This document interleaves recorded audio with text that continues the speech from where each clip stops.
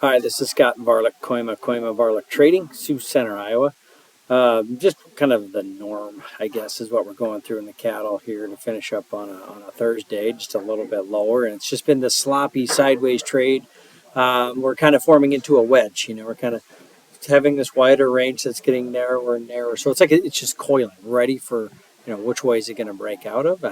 Nobody really knows, but it is getting to somewhere where I think a big move could maybe happen. But we've had the little up, the little down, back and forth. The arm wrestling between is H5N1 the next story that's going to break, the uncertainty, we're scared of bird flu, what's going to happen. Or is it tight supply? We're still standing up here saying this supply is tight. There's leverage to be had by the producers. The Packers have helped us get a lot of weight on our cattle, so at least it's aided in some of the production. Mishap the short numbers that would have been available. So I think we have a good chance to get some decent cash. We've been 187 on the live cattle the last couple weeks. We're sitting here right in peak demand. And usually second week of May or the third week of May, you get a nice little spurt of Packers making one last run, trying to get cattle before we get into the calf crop, trying to get some numbers around them. But today we've got a Packer out saying, hey, make sure everybody knows we're switching to a 32-hour kill week. They're announcing it, making sure everybody has heard that.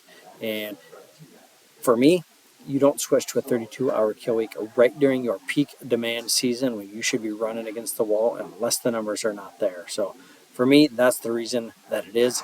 When we get these weights kind of cleaned up, when we get into the new calf crop, that's going to be less production. And I just don't see the cow herd growing. So my long-term still feels good. Hopefully we can get some of the bird flu news behind us and get to some better trade. But right now they're trying to highlight Packers slowing down, saying that they have red ink. And for us beef producers, just makes your hair just stand up because, yes, it was 4 years ago this week that cash was 95 cents and boxes were $400. We're nowhere near that cash now, but yeah, those were record profits when they got to $1,500 profit for the Packers. So it's for me, I kept saying that I think that the Packers have made their own bed when they pocketed that much cash, and you had a beef production industry that was just heading down, liquidating numbers, less cows, not showing you an incentive to want to grow your herd, and that's still where we're at. Now you got 8.5% interest, you've got high costs, labor shortages, and we're supposed to try to rebuild this cow herd now. Because we want to. I don't know. There's going to have to be some more carrots dangled, I think, in the future. So I like it going ahead. Questions, call us, Varilek, Sioux Center, Iowa. The risk of loss in trading futures and or options is substantial.